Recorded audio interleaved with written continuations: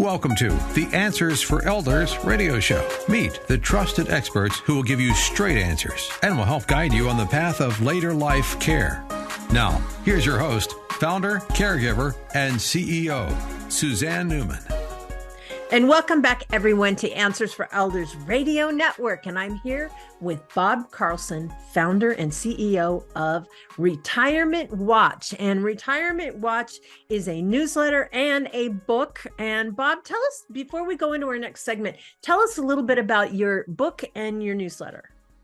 Okay, well, the book is really based on past issues of the newsletter, bringing it up to date, putting it all into one place. And what I do in the newsletter is I cover all the financial aspects of retirement, which I don't think anyone else does, other than newsletters and publications. They'll cover one or two areas, but I try to cover any financial issue that's going to come up in retirement, whether it's estate planning, investments, income taxes, Medicare, annuities, whatever it is. We try to cover it and we keep people up to date on that.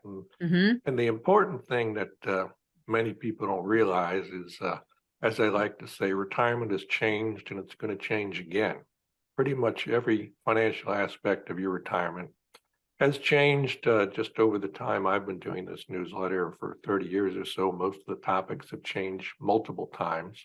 So you can't just go into retirement with a plan and think, okay, I'm set.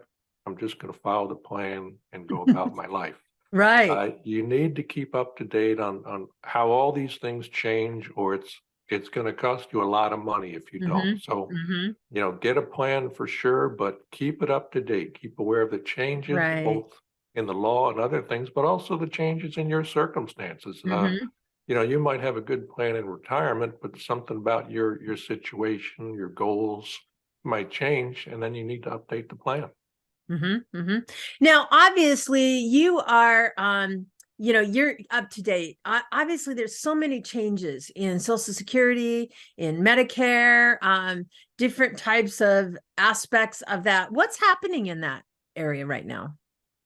Well, in Medicare, there are several things going on. One is, of course, it's got financial issues. The Part A trust fund is going to run out of money in a few years, and Congress has to do something about that. Also, as the baby boomers age and as the cost of medical care goes up, Medicare is taking up a greater and greater portion of the federal budget. So Congress is either going to have to curtail some of the benefits or increase taxes on other people or increase the premiums people have to pay for Part B. So there's a lot of changes in the finances that leave people uneasy, uncertain. Also, parts of the program change, and part of the changes are because Congress and the federal government are looking for ways to limit the cost, and part of the changes are because the government's realizing different things about medical care. For example, it's introduced more preventive care over the years. Medicare used to be just a hospital plan. And then they realized if we got more preventive care, more tests, more drugs early in people's lives, we would reduce some of this end of life care, these major hospital expenses. So they've, broadened some parts of the program. They've tightened up on other parts, but they broadened some. And the big issue going forward now are these new Alzheimer's drugs, where they're very expensive, and some of the scientists dispute how effective they are, but Medicare for now has decided it's going to pay for some of the cost of these drugs, and it might pay for more going forward, and there's probably going to be new drugs coming on board. So that's one of the big issues, as to what extent Medicare is going to help pay for that kind of care versus recent years where people have basically been on their own.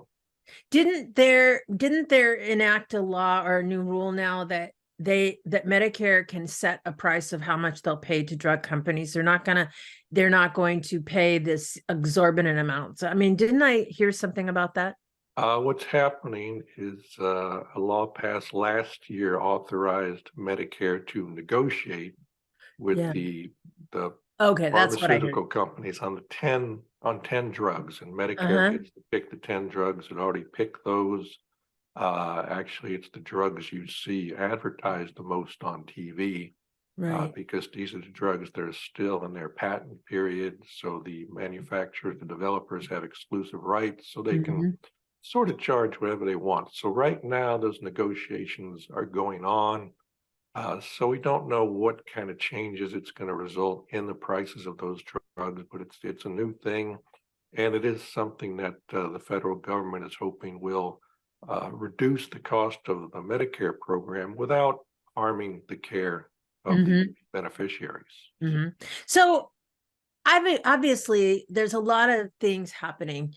You keep people up to date, and I think that's powerful. It's to empower the individuals, the American people, on what's happening is a big step. But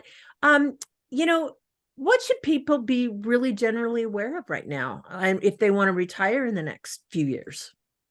Well, there are these what I call the 6 big trends going on, where we're reversing some things that have been very favorable the last few decades, and going into trends that are either going to be less favorable or even reverse what's been going on. For example, inflation is back.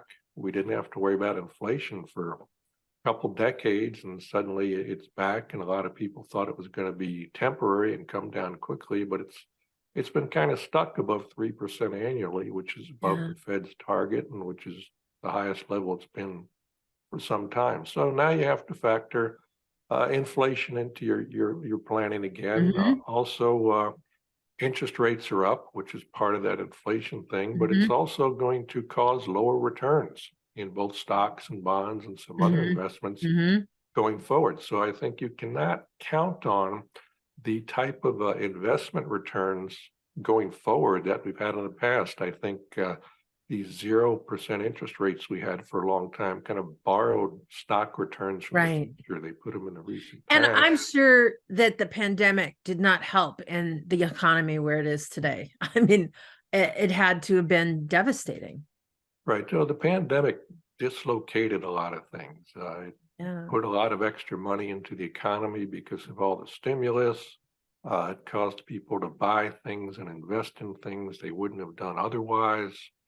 So it really distorted a lot of things. So we're going to go through in a period where, as we leave these pandemic extreme measures behind, we're going to adjust back to what things would have been otherwise. And that's going to be favorable in some ways, but also painful in some ways for people who kind of bet on the pandemic trends continuing. And yet thousands of people lost jobs.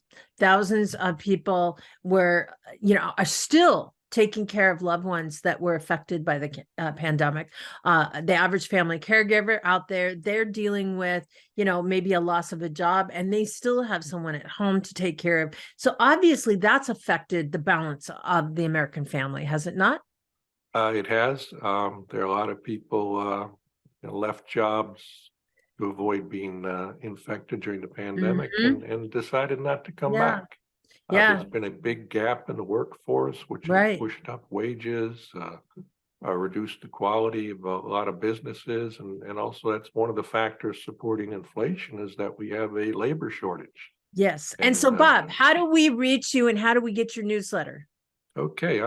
It's available at retirementwatch.com. Very simple. Or you can call 800-555-1212. It's very actually low cost for what you get. So it's a good deal for people. One of the things I like to do is find values for people. And so the newsletter is one of those things. So they can just go to retirementwatch.com and learn more about it. All right. And Bob and I, we're going to be right back right after this.